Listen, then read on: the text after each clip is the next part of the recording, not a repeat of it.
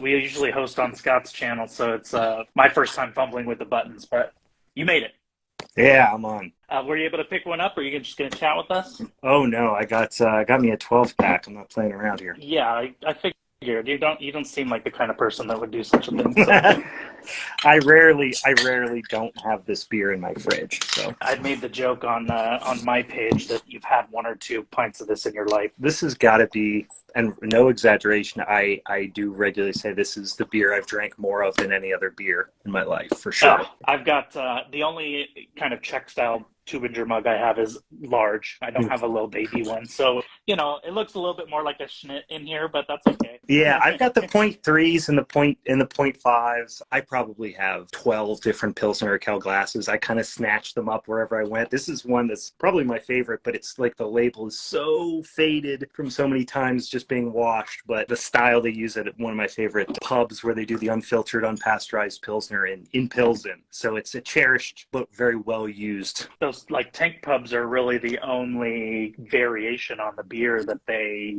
have, right? Yeah, and they don't even some of the original, unfiltered, unpasteurized spots in Pilsen, like Parkan, which is the one I'm referring to. It's not even a tank pub. They're just delivering them unfiltered, unpasteurized kegs on a weekly basis. Nice. Occasionally, and I don't know how regularly this is anymore, but it's a little bit of a show, a bit of pomp and circumstance to actually deliver it by horse and cart. They know how to put on a show around beer over there, that's for sure. Before you came on, I was getting started on some of the history, which we're not going to go over everything because there are entire books written about this beer and this brewery. But it's one of the more well-documented kind of like histories of beer in a lot of ways, which is nice. And, B, they make sure to layer in plenty of that pomp and circumstance and romanticism. Oh, yeah. They've done somewhat recently a kind of a complete overhaul on their international website, which has just like amazing little videos of like my favorite's a staff worker suggesting a new recipe, and they show him a box to put it in, and it's a paper shredder, and they just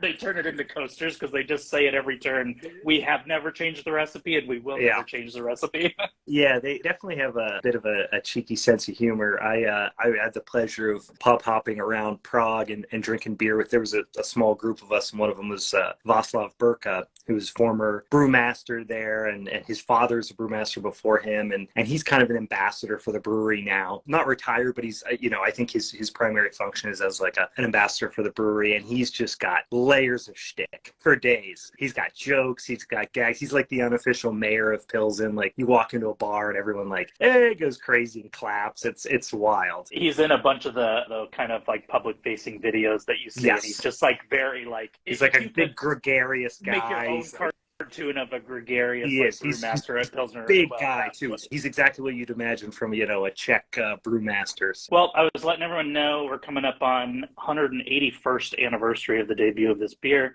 which is pretty wild to think about. I don't want to like belabor all the history, but I wanted folks to think about kind of like the confluence of events. It's not that all of this was happening at literally the exact same time, but the conditions that gave birth to a beer like this are, the advent of paler malts that are like indirectly kilned. We're talking about the city of Pilsen wanting to build a new state-of-the-art brewery, essentially, and hiring a Bavarian to brew at the joint. And then the one that I think is totally underrated, too, that I like to think about a lot for my romantic reasons is glassware is becoming more ubiquitous, And so all of a sudden, translucent vessels for drinking beer out of become affordable to an entirely new segment of the population. And you wonder if the beer would have taken off in the same way if that would not have been the case, There's got to be something about the mystique of it is being able to see how sparkly golden it is, which would have been quite a novelty, first time. Yeah, I kind of think about that as one of the best linkages to the past for pouring your beer in proper glassware, best way you can. Sorry for the background noise. I live out in the country, and there's apparently a motorcycle drag race happening outside of my house. I don't know. Sorry about that. No, all good. Those are kind of the things that kind of come together around that time period to give rise to this beer, and it just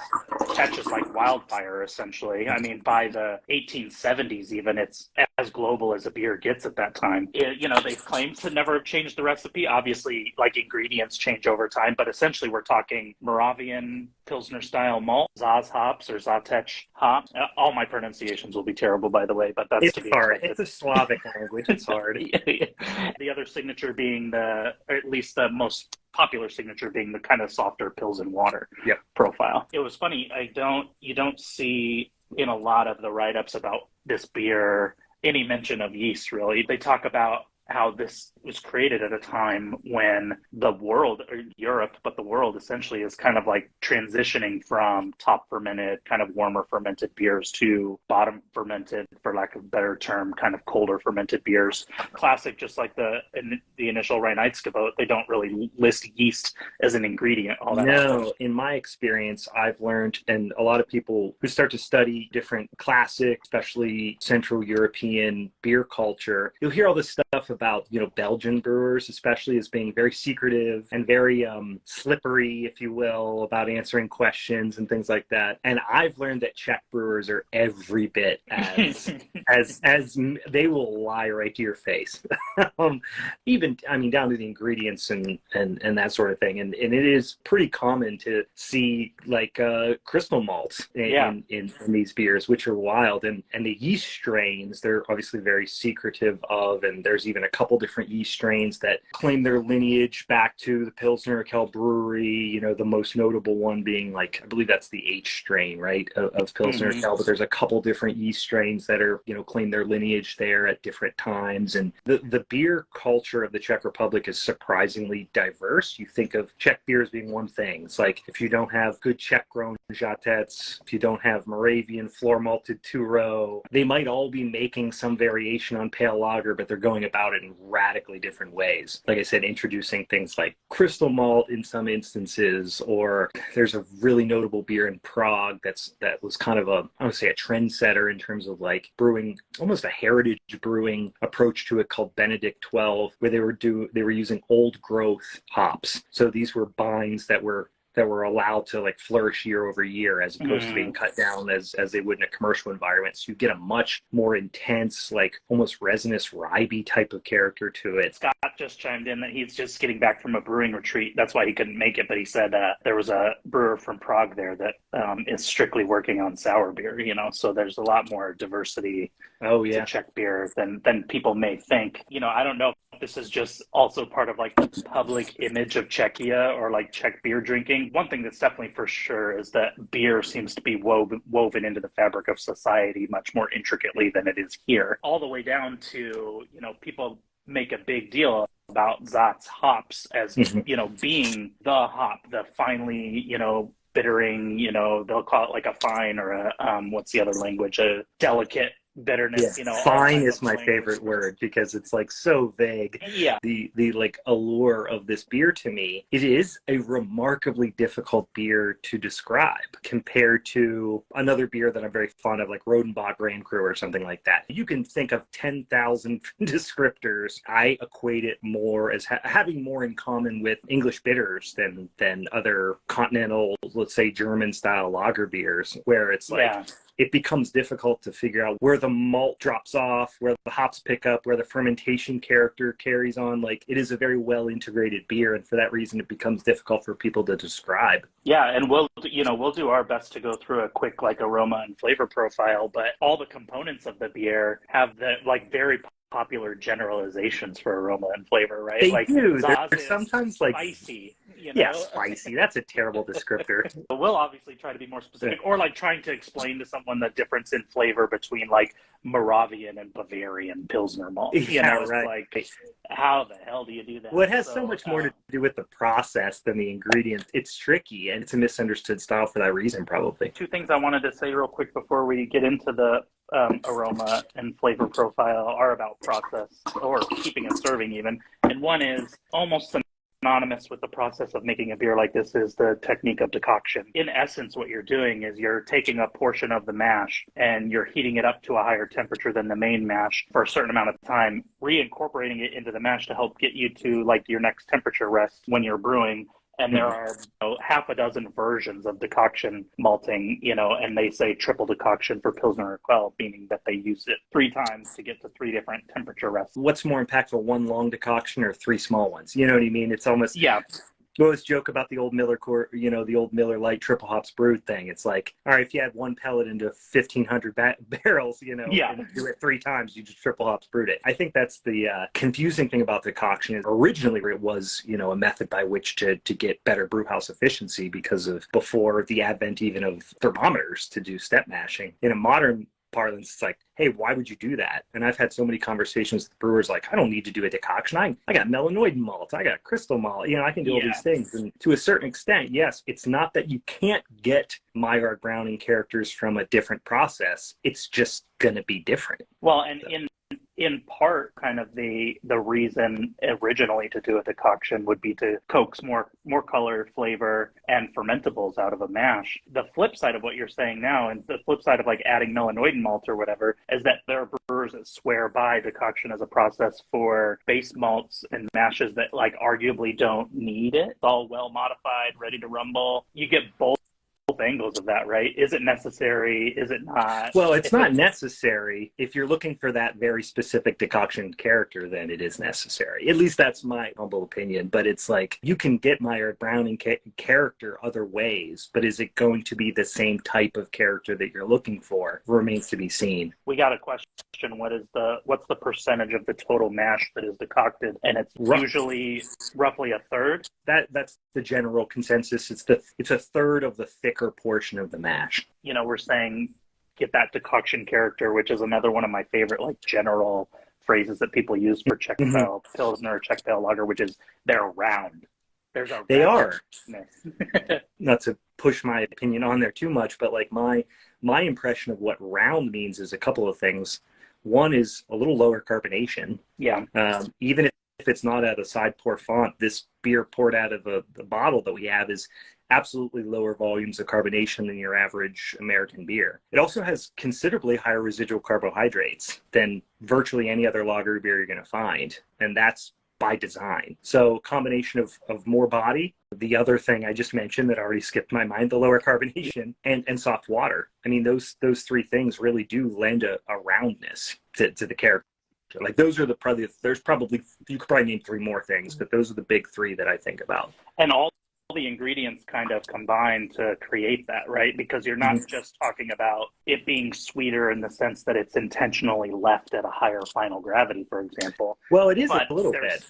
It is, but isn't that possibly both a function of the base malts that you might be using and less attenuative Czech lager yeast? It's both. Yeah, you're definitely right on that. Yeah, I think it's a combination of both, and also, in the case of this particular beer, they are very careful and prescriptive about trying to maintain a very specific amount of diacetyl in the beer too, which does lend an impression of body and sweetness as well, or I would say enhances the impression of body and sweetness. Well, let's dive into aroma and flavor then, because we're already talking diacetyl too. So we can use that as a bridge. What do you get on the aroma?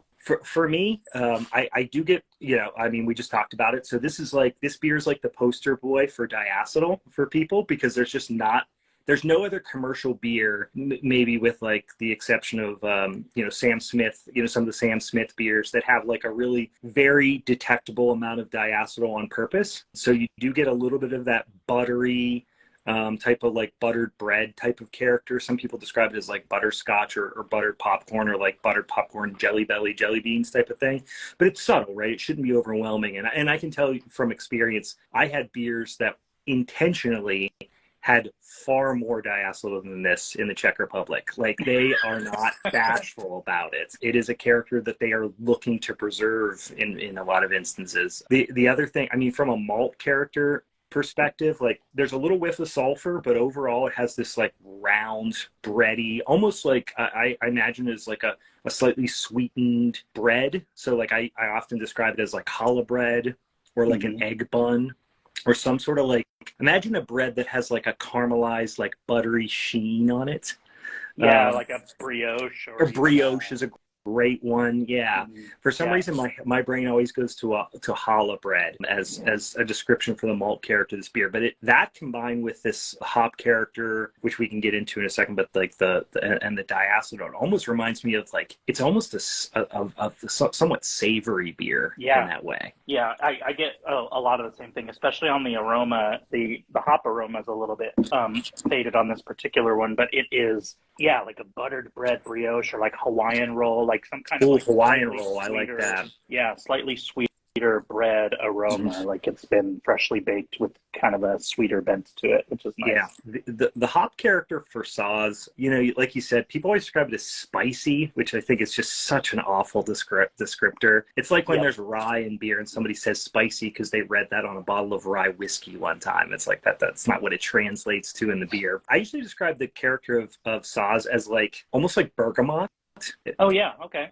Especially in like higher quantities when it's like a more aggressively hopped Saaz hopped beer. There's reminiscent a little bit of bergamot, which is like it's the orange that you would expect from like Earl Grey tea.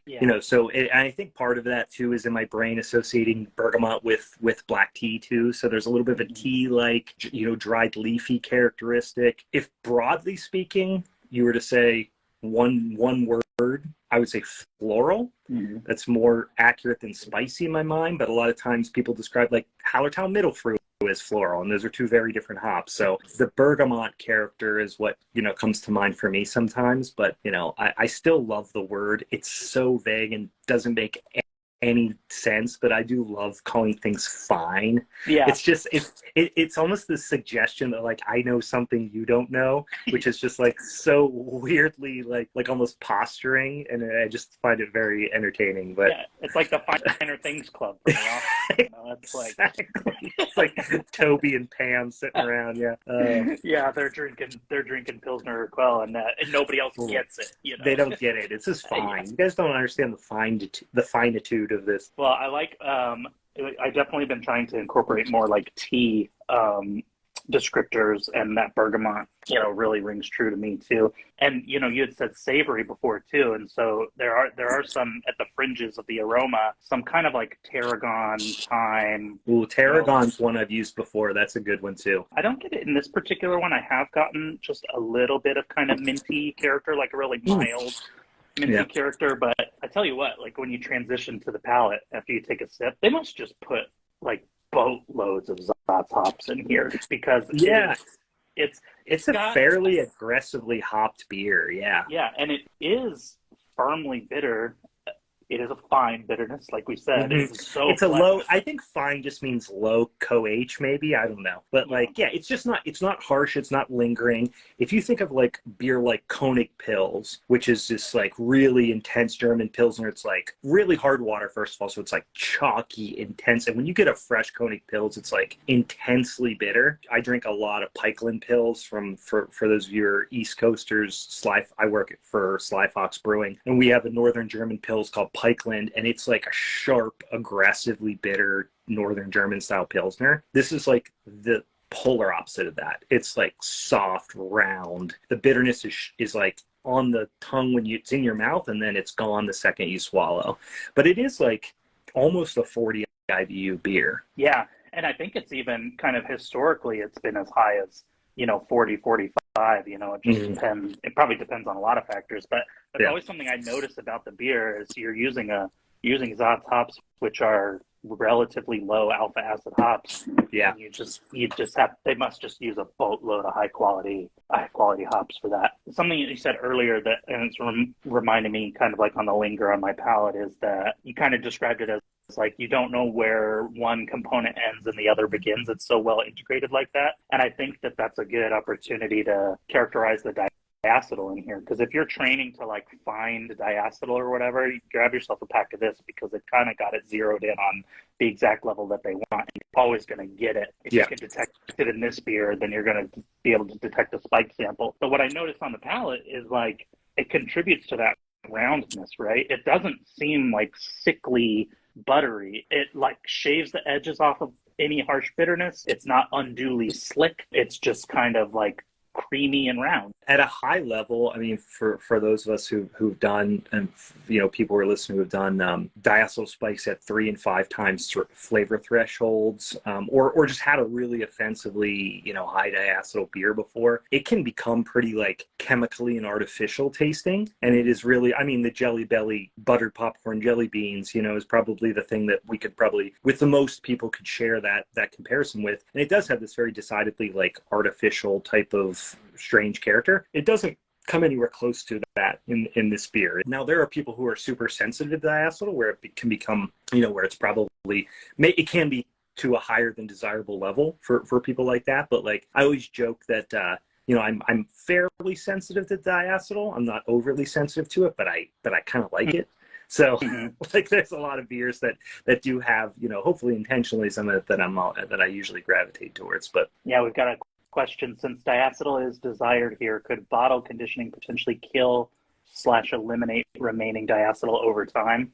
Yeah, that's a great question. And the answer is yes. It could potentially. It really depends on how you're going about bottle conditioning. If you're taking bright beer and then dosing it with a small amount of priming sugar and carbohydrates back in the bottle, or using residual carbohydrates, but using a very prescriptive amount of, additional fuel, if you will, for the yeast, you might be okay. But if you're just basically, packaging unfinished beer or green beer, if you will, and letting it condition the rest of the way in the keg, then definitely. And I've had this question before because I used to host a lot of events for the unfiltered, unpasteurized kegs. When we would bring a certain amount a year to the United States, and we do these big events in like Chicago and New York and stuff, and it was super fun. It's so fun that the side pour font is becoming so popular right now, and the milk pours, because for years showing people how to do that, installing them and troubleshooting them, and people were just like, what the hell, why would you do this, why would you go to all this trouble? And now all of a sudden it's like, it's what all the cool kids are doing. So it's kind of fun and like, I don't know, rewarding to see that. Yeah, the one thing that we would hear a lot is when we get those unfiltered, unpasteurized kegs, which had some yeast sediment, it had some yeast in solution, then we had some yeast, in the kegs, people would be like, wow, there's like no diacetyl in this in comparison. And there wasn't. And even interestingly enough, you go to a couple of these pubs, like the one I mentioned in Pilsen, which is like a really famous old school pub in Pilsen, and they serve the unfiltered, unpasteurized beer, and it's different. And one of the notable things is the diacetyl is much less prominent. And I can only speculate it's for that reason. It's on the yeast longer. It's in, there's yeast in suspension longer. That's given time to convert that diacetyl into a, non-flavor active compound. Yeah, definitely on my bucket list to go, or, to go to Pilsen for one. Yeah. Also to just have that beer. I think they sent some somewhat recently, because I saw some really, kind of like high profile places get a couple of unfiltered kegs, but nothing out here on the West Coast. So. It's a lot more aggressively hopped. And like I said, the diacetyl is much lower in my experience. You mentioned all the different pours too, which was the other thing I wanted to briefly mention before we talk food pairing real quick, which is something I just like respect from the Czech style of like brewing and serving is, they kind of have that famous, infamous quote: the brewer brews the beer, but the tapster makes the beer, or something like that. Yeah, that's right. That's basically what it is. Yeah. And there's so much emphasis on serving, and as gimmicky as some of the like milk pours or whatever may seem to some people, it's so refreshing to just see like the tapsters, the servers, the bartenders literally be imbued with like this sense of training, expertise, authority. That's nice in a culture contraposed to that, which is going into some bar maybe near you in the United States, got dirty lines and dunking a bad faucet or whatever. So. Yeah, and the warm shaker pints and all that. But yeah, that's the one thing I have a huge love for and affinity for is, like you said, the service. A couple of things that come to mind for me that I was just blown away by the first time I went to the Czech Republic. And I've spent a good amount of time there, and I've drank a lot of beer in the Czech Republic. I've never been served beer in a dirty glass. And I'm going to places that really respect the beer. I'm sure that it happens, but I have personally never experienced, not one time, beer in a dirty glass. That would be the equivalent of like having a Band-Aid in your soup or something. Like it's just unthinkable. The other thing that I was really blown away by was how people follow beer servers there.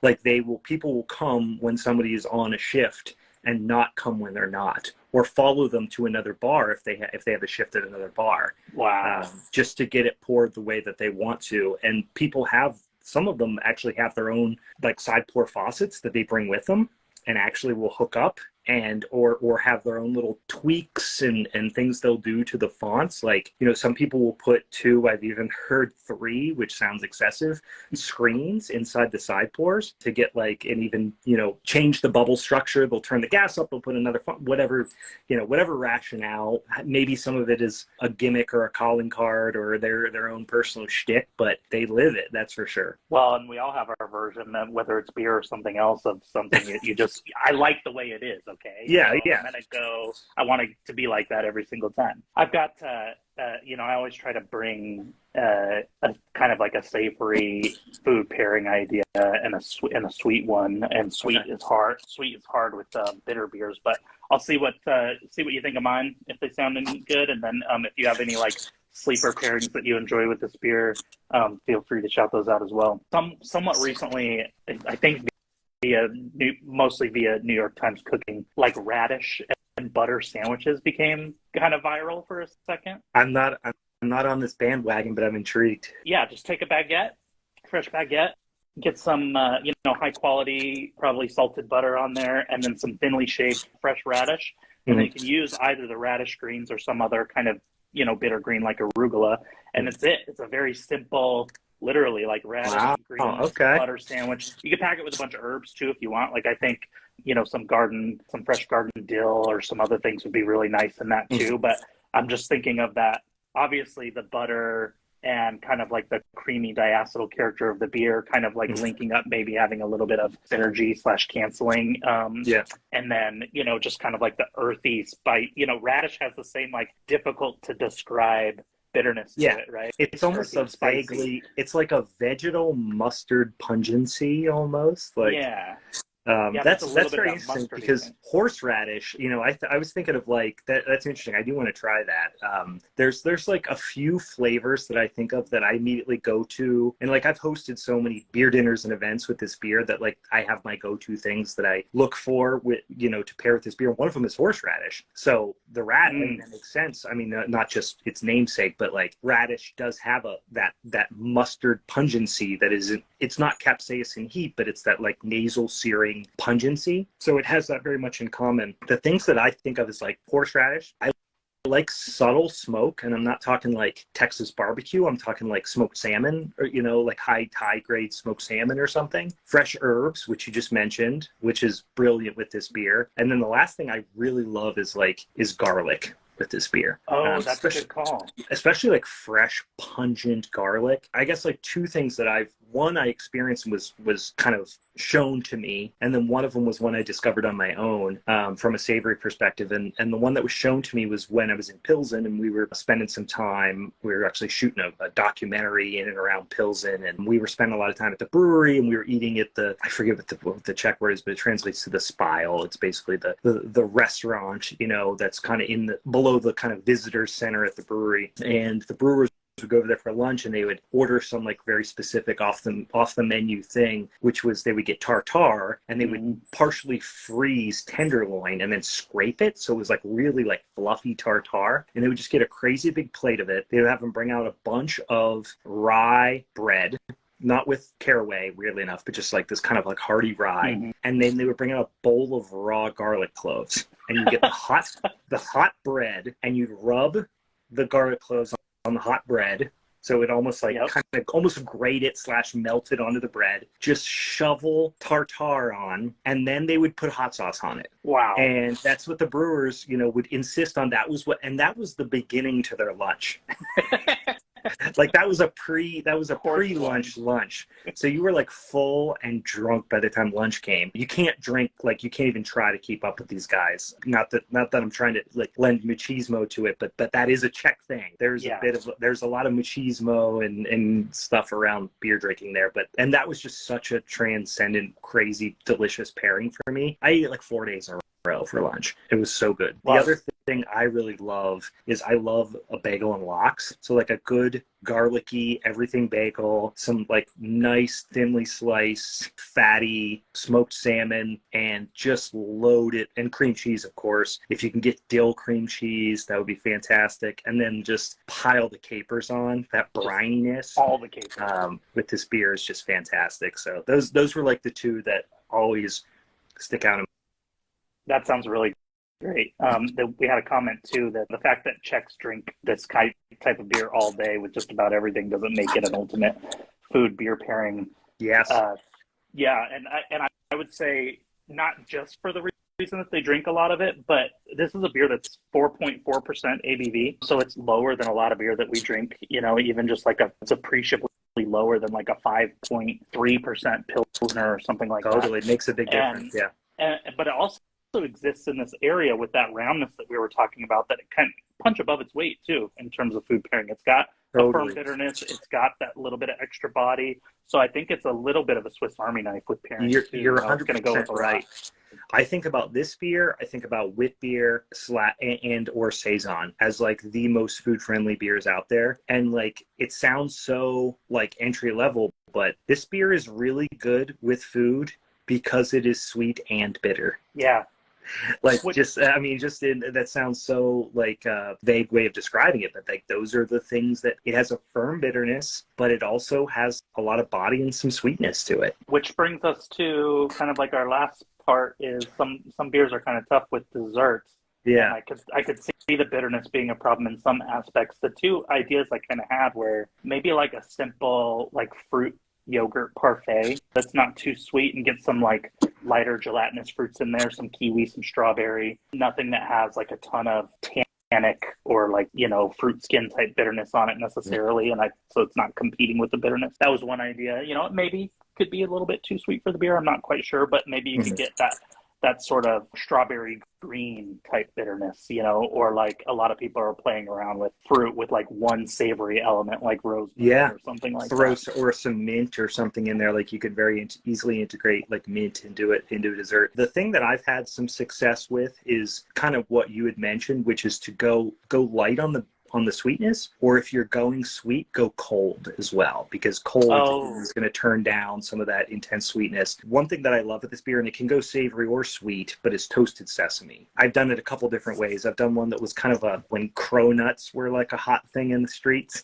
I did this kind of like cronut type of thing a la mode with vanilla bean ice cream on this like toasted sesame cronut thing that was really great. I've also just done like kind of like a slightly sweetened like roll type of thing as an ice cream sandwich with vanilla. I actually really love vanilla with this beer, and vanilla ice cream too, because again the cold is not going to make it feel as cloying. I love that. I can't remember the beer we suggested for that in the past, but that sesame seems to be a good kind of like nuttiness bridge to a bunch of other flavors. Which is nice. I don't think I've ever done anything peanut butter with it, but I feel like that might work too.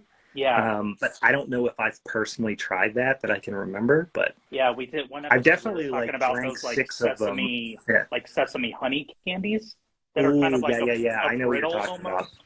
That would be beautiful. Oh yeah, to add a little texture too. Like I said, I've definitely drank a 6-pack and then before bed took a big spoonful of crunchy Jif, and that worked out okay. Nice. But I don't know if I've actually done a peanut butter pairing, but I feel like that would be pretty fun. Scott was asking real quick, are there any aspects of pairings that people should avoid with this beer? Are there any pitfalls you can think of? I mean, this beer actually deals with spicy food quite well, which is like one of the biggest pitfalls for certain beer styles that I think of. I mean, it can also deal with high acidity, which a lot of beers can't deal with because the residual carbohydrates, and like it's not sharp or acrid in any way, so it doesn't lend anything weird or sharp or metallic to anything that's really acidic. I would just say watch the intensity. I mean, the biggest pitfall. I was going to say the exact same thing. That's really the only thing, because it is a relatively delicate beer, and I think sometimes people think Czech beer, Central European cuisine, it's got to be meat and potatoes with every meal, which it often is in the Czech Republic. They definitely eat a typically hearty fare is like the stereotype, the Schweinhaxen and all that stuff, but it can get overpowered, because it isn't a monster beer. So that would be that'd be the first thing that comes to my head. And I would think intensity both ways in this beer, because while we said it's pretty flexible. Just because it's a pale, lighter alcohol beer doesn't mean it lacks flavor either. So the beer could be too intense for something really light. Yeah. And you obviously don't want to bring something to the party that's just like the biggest gut bomb imaginable either. And then we got another, would pecans be pretty safe? I think you could play around with all manner of nuts, nut butters, and kind of see how that strikes your fancy. Even pecans and walnuts and stuff have their own bitterness that you can play with. Yeah, I've used in a salad with toasted, I don't know if it's toasted pecans. I want to say I actually did with toasted hazelnuts, which was really good for dinner one time, where we did like these kind of peppery microgreens with like a whole grain mustard, red wine vinegar type of thing, like a vinaigrette type of thing. And then we did toasted hazelnuts. That was really nice. And then I want to say there was like a dried fruit component, but I don't remember. Well, we got started a little late, but as we are known to do, we kept talking for a little while. So I don't help that equation either. So yeah, I don't have a great ability to stop. So we've spent enough time talking to each other on screens so that we share that. So absolutely. Well, thank you, Brian, for tagging in when Scott couldn't. It was like kind of the perfect tag in. So I really appreciate that. A lot of people got a kick out of it. Handing me a layup of a beer that I love to talk about. So yeah, we got to. This is episode 29, I think, and we hadn't done Pilsner Urquell, and so we put it on the calendar. And then Scott's not going to be here, and I'm like, okay, I got to ask Brian. Well, thank you for asking me. It was a lot of fun. It gave me an excuse to go restock my fridge. So yeah, much appreciated. Thanks for this. It was fun. Thank you, Brian. Much appreciated. Cheers, everybody. Thank you for showing up. See ya. Nasrali.